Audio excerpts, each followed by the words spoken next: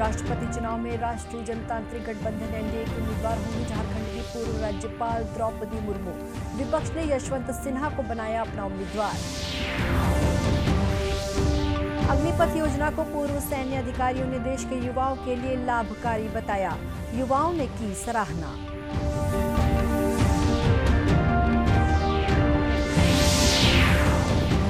राजनांदगांव जिले की 2 बेटियों को भारत की अंडर 16 बास्केटबॉल टीम में मिला स्थान।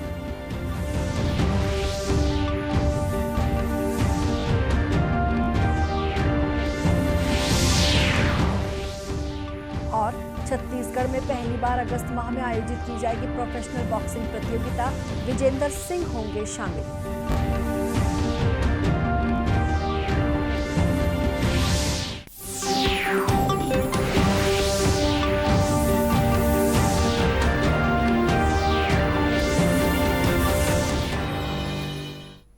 नमस्कार, आप देख रहे हैं दूरदर्शन समाचार। मैं हूं शुभ्रा भट्टाचार्य। अब समाचार विस्तार से। झारखंड की पूर्व राज्यपाल द्रौपदी मुर्मू राष्ट्रपति चुनाव में भारतीय जनता पार्टी के नेतृत्व वाले राष्ट्रीय जनतांत्रिक गठबंधन एनडीए की उम्मीदवार होंगी।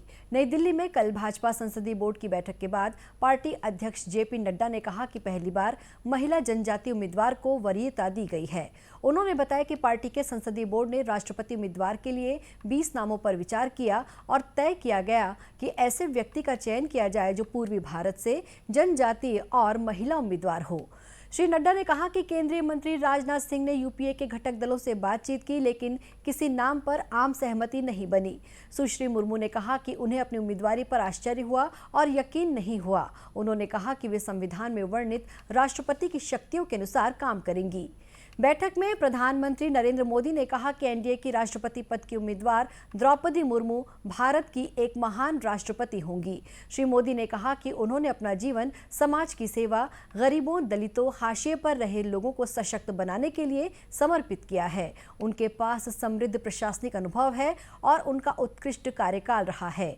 प्रधानमंत्री ने कहा कि लाखों लोग, विशेषकर गरीबी और कठिनाइयों का सामना कर चुके लोग, द्रौपदी मुर्मू के जीवन से प्रेरणा पाते हैं।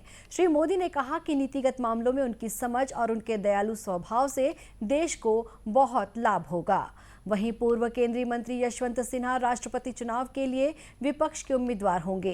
विपक्षी दलों की नई दिल्ली में कल हुई बैठक के बाद उनके नाम की घोषणा की गई। इन दलों ने संयुक्त बयान में कहा है कि श्री यशवंत सिन्हा की उम्मीदवारी पर सर्वसहमति से फैसला लिया गया है। राष्ट्रवादी कांग्रेस पार्टी के नेता शरद पवार ने बताया कि श्री यशवंत सिन्हा इस महीने की 27 तारीख को नामांकन दाखिल करेंगे। देश के युवाओं को सेना में भर्ती होने का अवसर देने प्रधानमंत्री नरेंद्र मोदी ने युवाओं के लिए अग्निपथ योजना शुरू की है। योजना के बारे में प्रदेश के पूर्व मुख्यमंत्री और भारतीय जनता पार्टी के राष्ट्रीय उपाध्यक्ष डॉक्टर रमन सिंह ने कहा कि कोई भी परिवर्तन बेहतर कार्य के लिए होता है। कोई भी परिवर्तन होता है बेहतर के लिए होता है और इसमें सेना के सभी अधिकारियों ने 89 से डिस्कशन चल रहा है। ये आज का नहीं है कि आज कर दिया है। सेना के अंदर सभी लेवल में बैठकें हुई और सेना के सभी अध्यक्ष हमारे बैठ के बात किए, इसकी प्रक्रिया हुई, इसका परीक्षण किया गया। 89 से डिस्कस होते होते होते अभी तक ही आया।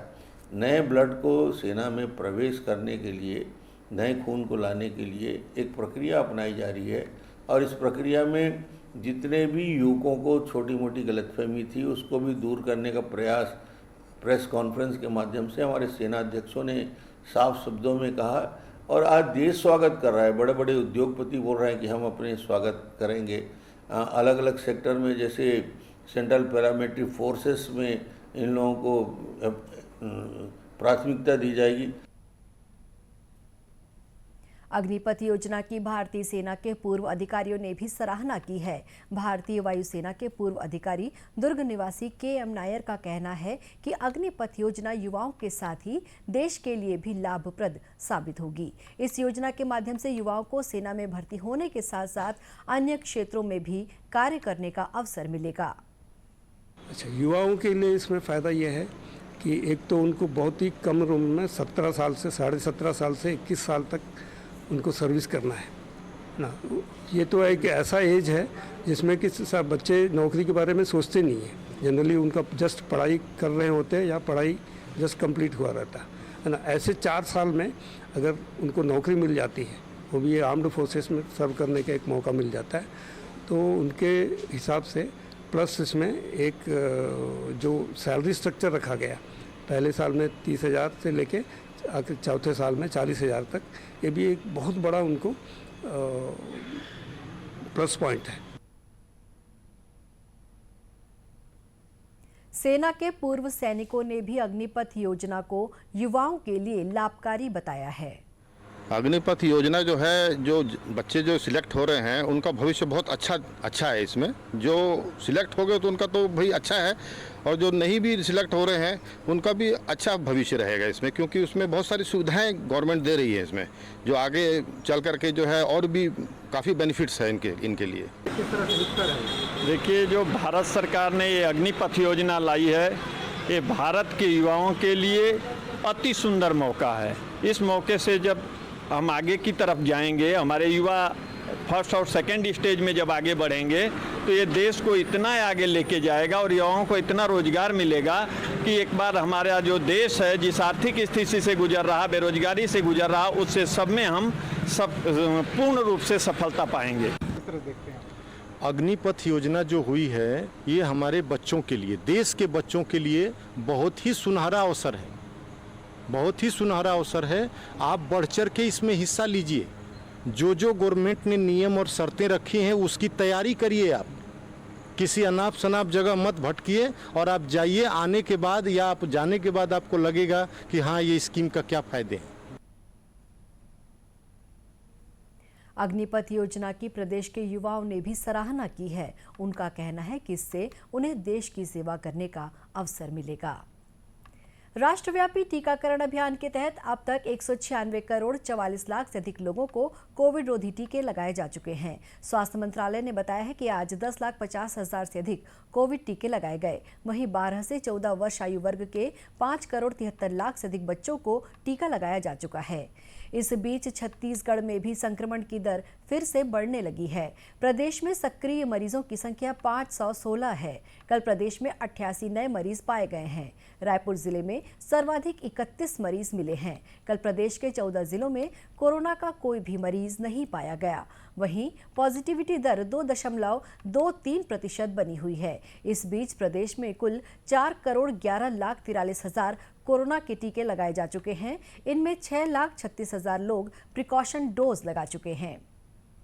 राजनांदगांव जिले की 2 बेटियों को भारत की अंडर 16 बास्केटबॉल टीम में स्थान मिला है। भारतीय खेल प्राधिकरण के राजनांदगांव ट्रेनिंग सेंटर में प्रशिक्षण ले रही प्रार्थना साल्वे और मोनी अडला जॉर्डन के अम्मान में आयोजित FIBA Asia under 16 basketball championship में देश की टीम का प्रतिनिधित्व करेंगी। ये चैंपियनशिप 24 जून से 30 जून तक आयोजित है। मुख्यमंत्री भूपेश बघेल और खेल मंत्री उमेश पटेल ने भारतीय टीम में इन दोनों के चयन के लिए बधाई दी है। उन्होंने चैंपियनशिप में अच्छे प्रदर्शन के लिए दोनों को शुभकामनाएं भी दी हैं। इन दोनों छात्राओं का चयन इस साल जनवरी में इंदौर में हुई जूनियर नेशनल बास्केटबॉल चैंपियनशिप में उत्कृष्ट प्रदर्शन के आधार पर हुआ है। इन दोनों ने अम्मान में होने वाली एशियन चैंपियनशिप के लिए बेंगलुरु में आयोजित भारतीय टीम के कैंप में भी हिस्सा लिया है। छत्तीसगढ़ में पहली बार प्रोफेशनल बॉक्सिंग प्रतियोगिता आयोजित की जाएगी। रंबल इन द जंगल के साथ ओलंपियन बॉक्सर विजेंदर सिंह अपनी नई पारी की शुरुआत करेंगे। ये आयोजन राजधानी रायपुर के इंडोर स्टेडियम में अगस्त माह में होगा। बॉक्सर विजेंदर सिंह ने मुख्यमंत्री भूपेश बघेल से मुलाकात की थी और प्रदेश में मुक्केबाजी को बढ़ावा देने के बारे में बातचीत की थी। छत्तीसगढ़ में प्रोफेशनल बॉक्सिंग इवेंट कराने का आग्रह किया था, जिस पर मुख्यमंत्री ने सहमति दी थी। प्रो बॉक्सिंग इवेंट अगस्त माह में आयोजित किया जाएगा। विजेंदर सिंह के साथ ही अन्य अंतर्राष्ट्रीय पेशेवर मुक्केबाजों के मुकाबले भी होंगे। गौरतलब है कि विजेंदर सिंह ने वर्ष 2008 में ओलंपिक का कांस्य पदक जीता था। प्रदेश में मुक्केबाजी की प्रतियोगिता होने से युवाओं को आगे आने का अवसर मिलेगा। अब कुछ खबरें जिलों से।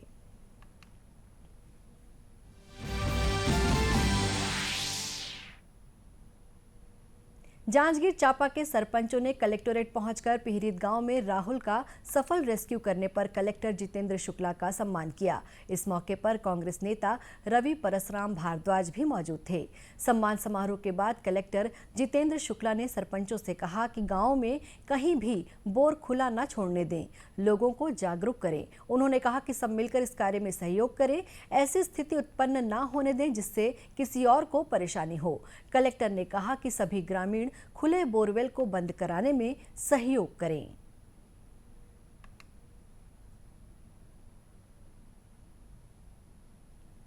गरियाबंद जिले के सोहागपुर के जंगल में एक तेंदुए की मौत हो गई। उसका शव सोहागपुर के जंगल में पाया गया। इसकी सूचना ग्रामीणों ने वन विभाग के अधिकारियों को दी।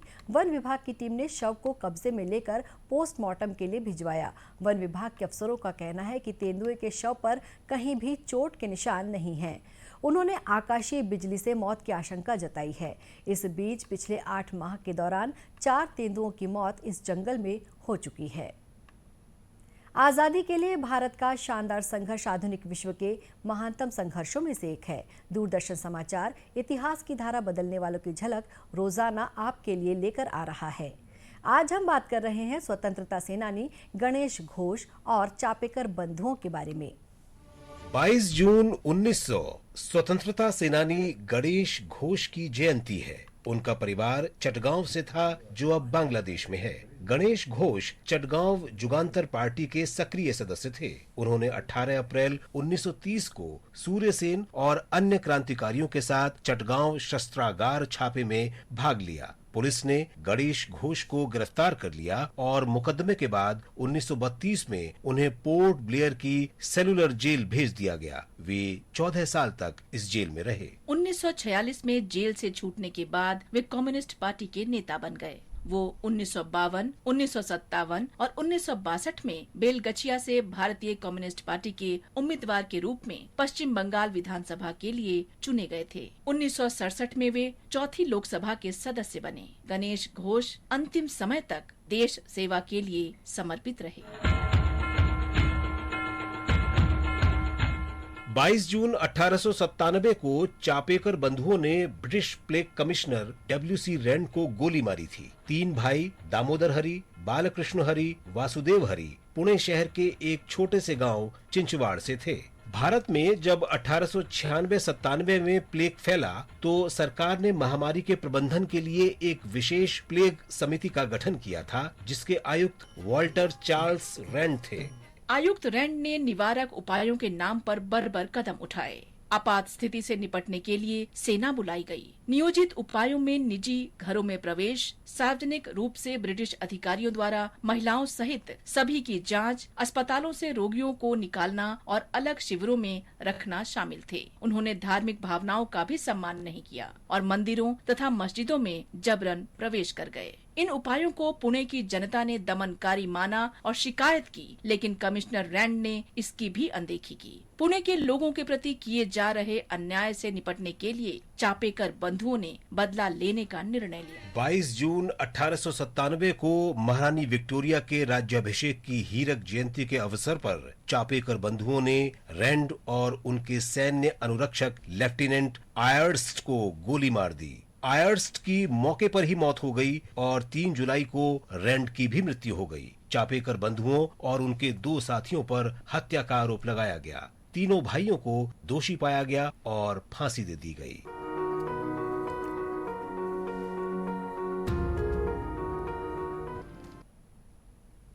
अंत में मुख्य समाचार एक बार फिर से।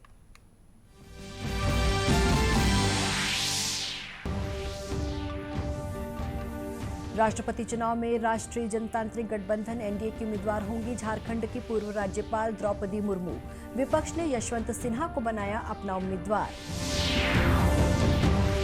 अग्निपथ योजना को पूर्व सैन्य अधिकारियों ने देश के युवाओं के लिए लाभकारी बताया। युवाओं ने की सराहना।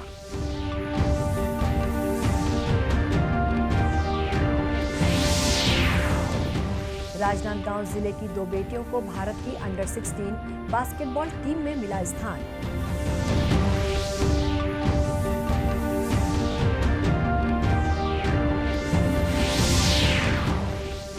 और छत्तीसगढ़ में पहली बार अगस्त माह में आयोजित की जाएगी प्रोफेशनल बॉक्सिंग प्रतियोगिता। विजेंदर सिंह होंगे शामिल। इसी के साथ ये समाचार बुलेटिन समाप्त हुआ। नमस्कार।